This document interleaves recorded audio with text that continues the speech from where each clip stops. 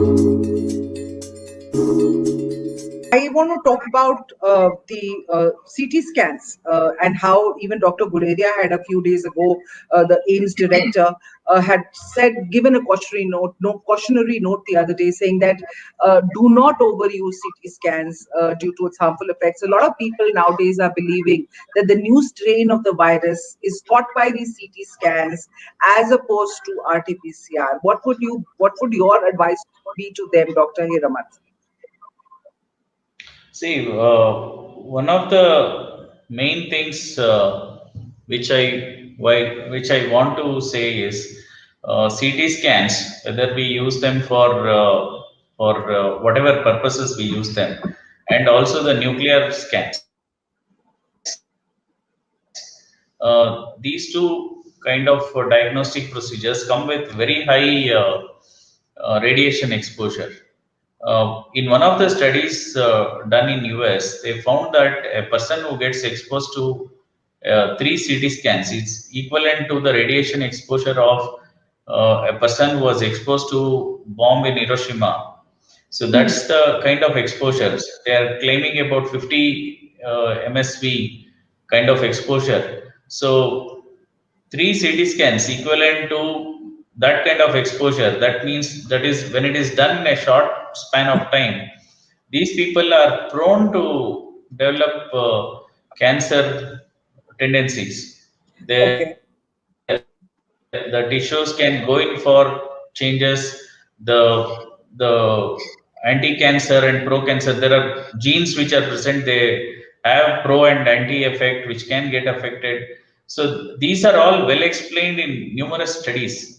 In fact, if you go to Cochrane, you will find Harvard studies on this itself, where radiation induced cancer is one of the most spoken topic, and they claim that 12% of cancers in US are because of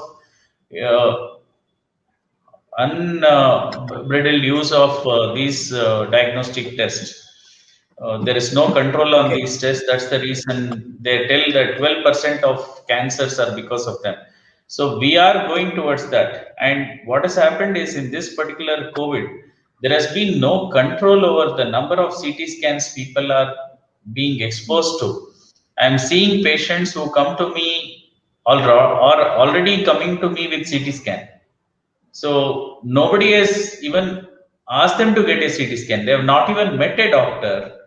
They decided by themselves they are RT-PCR positive. They asked somebody, and in their family group or in the WhatsApp group, whatever, they were suggested to get a CT scan.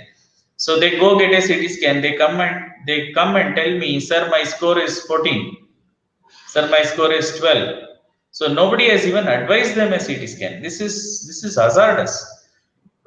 Patients themselves deciding what they want to get and getting it because some good Samaritan told them, please get a CT scan done. So this is wrong. This is wrong.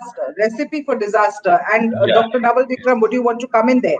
There are people who are writing in even now as we're talking about CT scores. Somebody saying I have a CRI 26 and I've done a CT scan. Somebody saying waiting for report. Somebody saying please elucidate the CT scores as well.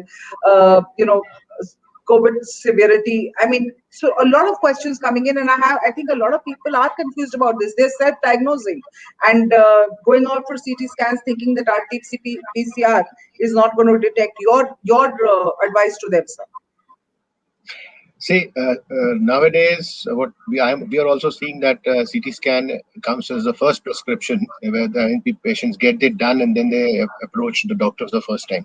So this should be avoided, and it is definitely hazardous.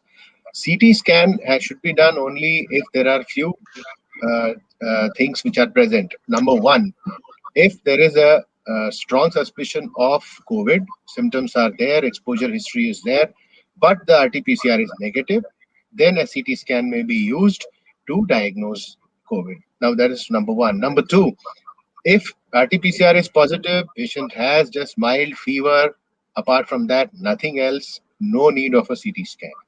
CT scan is required only in the situation that beyond first week, beyond about 6 days, the high-grade fever continues, and the oxygen starts dropping gradually. So that is the situation. One would like to get a CT scan to see the extent of lung involvement. And monitoring, many patients are also getting CT scan done after every 3 to 4 days. And some hospitals are doing that to monitor the progression or improvement.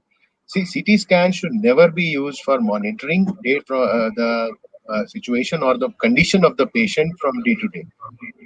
Chest X-ray may be done, and that too, every day the changes may not happen. You see, the changes in the X-ray or CT may take little time to occur.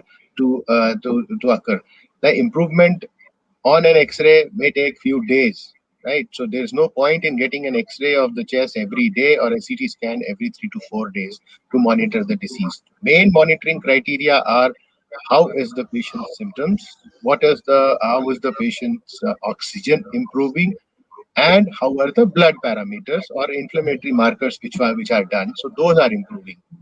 If those Okay. are improving, the CT changes or radiological changes will take time. So I think this has to be understood by everybody.